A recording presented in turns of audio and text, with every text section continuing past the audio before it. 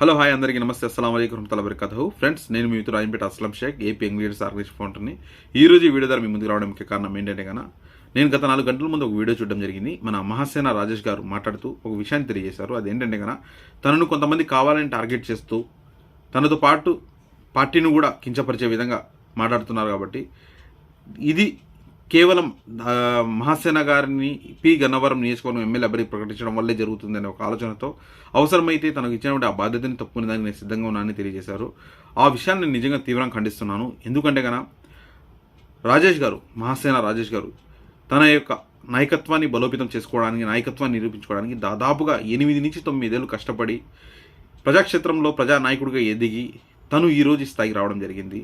గడిచిన 8-9 ఏళ్లలో తను మహాసేన సంస్థ ద్వారా ప్రజల పక్షాన నిలబడి ప్రజలకు అండగా నిలిచి ఎక్కడ ఏ సమస్య వచ్చిందని కూడా కుల మతాలకు అతీతంగా, ప్రాంతాలకు అతీతంగా, పార్టీలకు అతీతంగా అక్కడికి వెళ్ళి అతను నిలిచి తన యొక్క గలాన్ని స్వరాన్ని వినిపిస్తూ రావడం జరిగింది. ఎవరైతే అన్యాయం జరిగి ఉంటుందో, ఎక్కడైతే అన్యాయం జరిగి ఉంటుందో ఆ ప్రజల పక్షాన నిలబడి వాళ్ళకు ధైర్యాన్ని ఇచ్చి వాళ్ళ సమస్యను తన సమస్యగా భావించి ఆ సమస్య పరిష్కారానికి గలం విప్పుతూ రావడం జరిగింది.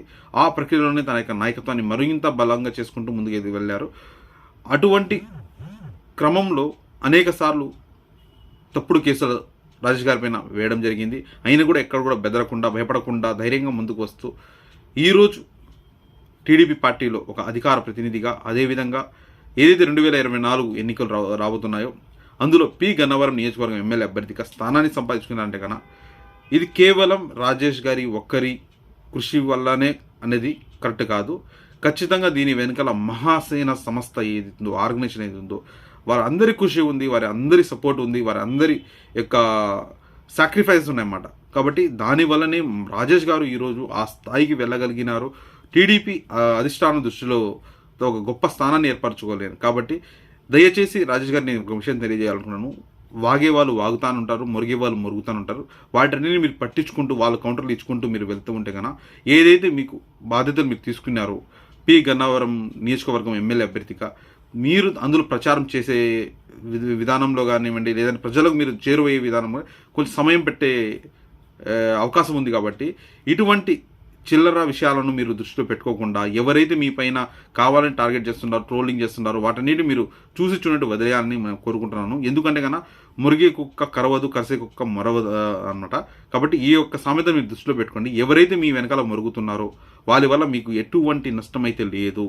ధైర్యంగా మీరు ఏదైతే అవకాశం దొరికింది ఈ అవకాశం సద్వినియోగం చేసుకోవాలని, ఖచ్చితంగా ప్రజాక్షేత్రంలో మీరు ఏ విధంగా అయితే సమస్యపై స్పందిస్తూ ప్రజలకు అండగా నిలిచి మీరు ముందుకు సాగుతూ ఉన్నారో, తమ నాయకత్వాన్ని బలోపేతం చేసుకుంటున్నారో అదేవిధంగా ఖచ్చితంగా మీ పి గన్నవరం నియోజకవర్గం ప్రజలందరూ కూడా మిమ్మల్ని ఆశీర్వదించి మీకు ఓటు వేసి గెలిపించి మీకు అసెంబ్లీకి పంపిస్తారని నేను ఖచ్చితంగా నమ్ముతున్నాను. అదేవిధంగా ఏ విధంగా అయితే ప్రజాక్షేత్రంలో మీరు స్పందిస్తూ ఉన్నారో, ప్రజా సమస్యలపై స్పందిస్తున్నారో అదేవిధంగా రేపు ఇన్షాల్లా ఖచ్చితంగా మీరు ఎమ్మెల్యే అభ్యర్థి గెలుస్తారు. గెలిచి మీరు అసెంబ్లీకి వెళ్ళినప్పుడు కూడా ప్రజల పక్షాన నిలిచి ప్రజా సమస్యలపై స్పందించాలని, ఖచ్చితంగా మీరు అందిన అవకాశాన్ని సద్వినియోగం చేసుకోవాలని కోరుకుంటున్నాను. ఎందుకంటే కన్నా నేను గత దాదాపుగా 10-15 ఏళ్ళ నుంచి నేను బాగా అబ్జర్వ్ చేస్తున్నాను ఈ రాజకీయాలను. ఎక్కడ కూడా రాజకీయాల్లో ఎవరైనా ఒక నాయకుడికి పదవి ఇవ్వాలంటే కన్నా కొన్ని ఏళ్ల నుంచి వాళ్ళ పార్టీలో పనిచేస్తూ ఉండే వాళ్ళకు, లేదంటే వాళ్ళకి చెంచాగిరి చేసే వాళ్ళకు మాత్రమే పదవులు ఇచ్చే ఈ కాలంలో, లేదంటే కన్నా ఆర్థికంగా బలంగా ఉండే వాళ్ళకు మాత్రమే పదవులు ఇచ్చే ఈ కాలంలో, లేదంటే కన్నా వారసత్వ రాజకీయాల్లో జరుగుతున్నటువంటి ఈ క్రమంలో మీకు ఒక ఎటువంటి ఫ్యామిలీ బ్యాక్గ్రౌండ్ అంటే రాజకీయ ఫ్యామిలీ బ్యాక్గ్రౌండ్ లేకపోయినా, ఆర్థికంగా మీ దగ్గర కోటీశ్వరులు కాకపోయినా, ఒక మధ్యతరగతి కుటుంబం నుంచి మీరు వస్తూ ఉన్నా కూడా అటువంటి మీకు ఇటువంటి అవకాశం దొరికింది. అది కూడా ఒక ప్రజా సంఘ నాయకుడికి ఈరోజు అటువంటి అవకాశం దొరికిందంటే కన్నా ఇది మీ యొక్క విజయమే కాదు, మా అందరి విజయంగా మేము భావిస్తున్నాం. ఖచ్చితంగా ప్రజా సంఘాల్లో పనిచేస్తూ ఇంతవరకు నాకు తెలిసి అయితే అంటే ప్రజెంట్ మనం చూసుకున్న కన్నా దాదాపు ఒక 10-15 ఏళ్ళ నుంచి ప్రజా సంఘాలు పనిచేస్తూ సంఘాల తరపు నుంచి ఎవరు కూడా రిప్రజెంట్ చేసుకుంటూ అసెంబ్లీకి అంటూ వెళ్ళడం జరగలేదన్నమాట. కానీ ఆ యొక్క సువర్ణ అవకాశం మీకు దొరికింది కాబట్టి ఆ అవకాశం సద్వినియోగం చేసుకోవాలా. మీరు గెలిస్తే ప్రజా సంఘాలన్నీ గెలిచినట్టే. ప్రజా సంఘాలు పనిచేసిన నాయకులు తమ నాయకత్వాన్ని బలోపేతం చేసుకుని మిమ్మల్ని ఒక రిప్రజెంటేటివ్ తీసుకొని మిమ్మల్ని ఇన్స్పిరేషన్గా తీసుకొని ఖచ్చితంగా వాళ్ళు కూడా ఒక నాయకులుగా ఎదగడానికి ఒక మంచి గొప్ప అవకాశంగా ఉంటుంది. కాబట్టి మీరు ఎవరైతే మీ పైన టార్గెట్ చేస్తున్నారో వాళ్ళ మాటలు పట్టించుకోకండి, వాళ్ళపైన దృష్టి పెట్టగాకండి. మీ పని మీరు చేసుకుంటా ముందుకు వెళ్ళండి. మీ నియోజకవర్గంలో మీరు తిరగండి, ప్రజా సమస్యలపై స్పందించండి, ప్రజలకు అండగా ఉండండి, ప్రజలకు ధైర్యం ఇవ్వండి.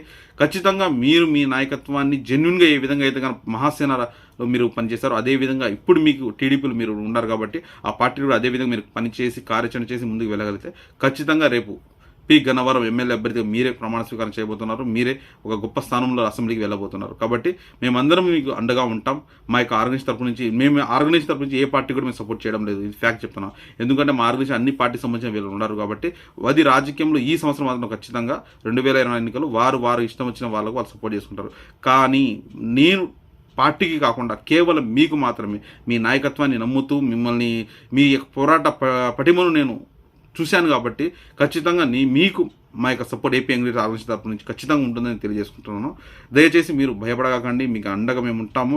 ఖచ్చితంగా సోషల్ మీడియా వేదికగానే కాకుండా గ్రౌండ్ లెవెల్ కూడా మా యొక్క మిత్రులతో మాట్లాడి మీకు అండగా ఉండే విధంగా మేము చూస్తాము. కాబట్టి ధైర్యంగా మీరు ముందుకు వెళ్ళండి. మీరు దొరికిన అవకాశాన్ని సద్వినియోగం చేసుకోవాలని మనసారా కోరుకుంటున్నాను. ఖచ్చితంగా రాజేష్ గారు మీరు ఒక విషయాన్ని గుర్తుంచుకోవాలని తెలియజేస్తున్న ఈ యొక్క వీడియో ద్వారా, అదేంటంటే కనుక ఏదైతే ఇప్పుడు మీరు అవకాశం దొరికిందో ఈ అవకాశం కేవలం మీ ఒక్కరి వల్ల మీకు రాలేదు. పూర్తి మహాసేన సంస్థ కష్టం ద్వారా, వాళ్ళ యొక్క సాక్రిఫైస్ ద్వారా, వాళ్ళ యొక్క పోరాట పటిమ వల్ల మీరు ఈరోజు యొక్క అవకాశాన్ని అందుకోవడం జరిగిందనమాట. అదేవిధంగా రేపు మీరు ఇన్షాల్లా ఖచ్చితంగా మీరు అసెంబ్లీకి వెళ్తారు.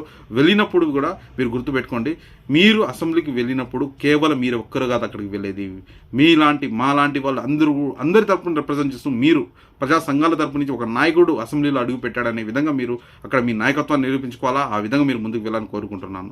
కాబట్టి దయచేసి మీరు ఏదైతే మీరు చెప్పారో, నేను కావాలంటే నా యొక్క బాధ్యతలు పి గన్నవరం నియోజకవర్గం ఎమ్మెల్యే అభ్యర్థిని తప్పుకోవడానికి రెడీగా ఉన్నా, దాన్ని మీరు వెనక్కి తీసుకోవాలని, ఖచ్చితంగా మీరు పనిచేయాలని, ఖచ్చితంగా మీరు గెలిచి అసెంబ్లీకి వెళ్ళాలని కోరుకుంటున్నాను. ఈ యొక్క ప్రయాణంలో ఖచ్చితంగా మేము మీకు సపోర్ట్గా ఉంటాం. ఖచ్చితంగా రాజేష్ గారు దయచేసి మీ యొక్క ప్రచారాన్ని కొనసాగించండి, ధైర్యంగా ముందుకు వెళ్ళండి. మేము మా ఫుల్ సపోర్ట్ మీకు ఎప్పుడు ఉంటుంది కోరుకున్నాను.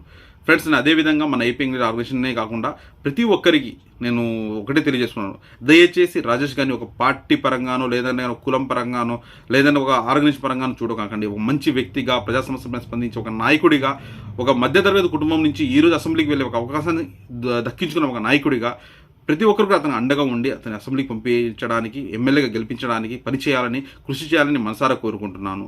ఎందుకంటే ఈ రోజు మహాసేన రాజేష్ గారు ఖచ్చితంగా అసెంబ్లీకి వెళ్ళగలిగితే రేపు ప్రజా సంఘాలు మన ఆంధ్రప్రదేశ్లో కొన్ని వందల ప్రజా సంఘాలు ఉన్నాయన్నమాట. కానీ ఇంతవరకు ఎవరు కూడా ధైర్యం చేసి ముందుకు వెళ్ళలేకపోతున్నారు. అనేక కారణాలు, ఆర్థికంగా అనుకోండి, లేదంటే రాజకీయ అనుభవం లేని కారణంగా, రాజకీయ కుటుంబం వెనకాల లేకపోవడం వల్ల, ఇటువంటి చాలా కారణాల వల్ల ఎవరు కూడా ఆ స్థానానికి వెళ్ళలేకపోతున్నారు. కానీ మొట్టమొదటిసారిగా ఆ స్థానానికి సంపాదించుకున్న మన మహాసేన రాజేష్ గారు.